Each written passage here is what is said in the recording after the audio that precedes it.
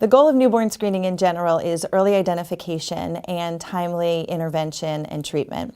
Newborn screening for critical congenital heart defects is particularly important because it adds to the toolkit of methods to identify CCHD in an infant prior to discharge from the hospital. The other methods for identification include a prenatal diagnosis using an ultrasound, specifically a fetal echocardiogram, as well as physical exam. Approximately 50% of infants with a CCHD are identified prenatally, and if an infant, while they're in the hospital, presents with signs and symptoms, then the likelihood of them being identified through physical exam is higher. But this leaves approximately 20 to 30% of infants that may be discharged from the hospital because they appear healthy prior to identification of their CCHD. And late identification of a CCHD puts an infant at risk for significant morbidity and mortality. Legislation was passed on June 2nd of 2011 by Governor Christie for screening using pulse oximetry to detect congenital heart defects.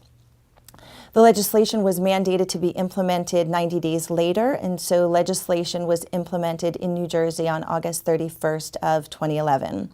New Jersey was the first in the nation to both mandate and implement CCHD screening statewide, and the legislation required that all licensed birthing facilities across the state screen all newborns in their care at a minimum of 24 hours. The findings of this evaluation reflect two mechanisms of data collection. The first mechanism was through aggregate data collection, where we assess newborn screening coverage.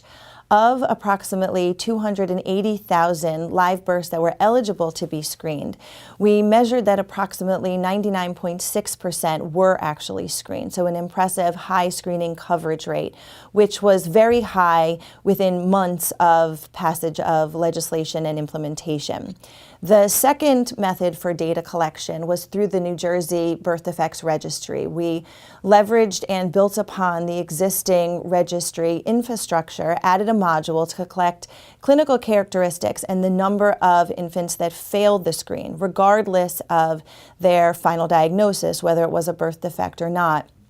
And what we identified was within the time frame of measurement for this study, August 31st, 2011 through June 30th of 2014, that 183 infants failed the screen.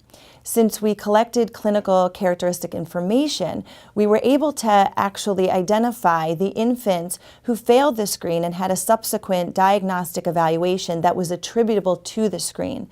So these were babies that didn't have a prenatal diagnosis, were not identified clinically through signs and symptoms, and they didn't have a pulse ox measurement prior to discharge from the hospital. So they were unidentified previously. They were identified through the screening and the failure of the pulse oximetry. So there were 86 of those infants.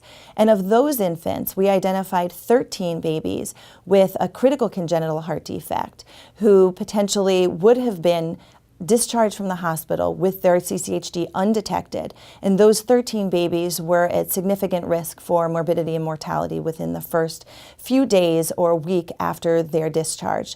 We identified an additional 11 babies with a congenital heart defect, so in the broader spectrum of congenital heart defects. And we also identified 6 infants with other significant non-cardiac medical conditions. So this included pneumonia and sepsis, other conditions that were identified earlier because of the CCHD screening.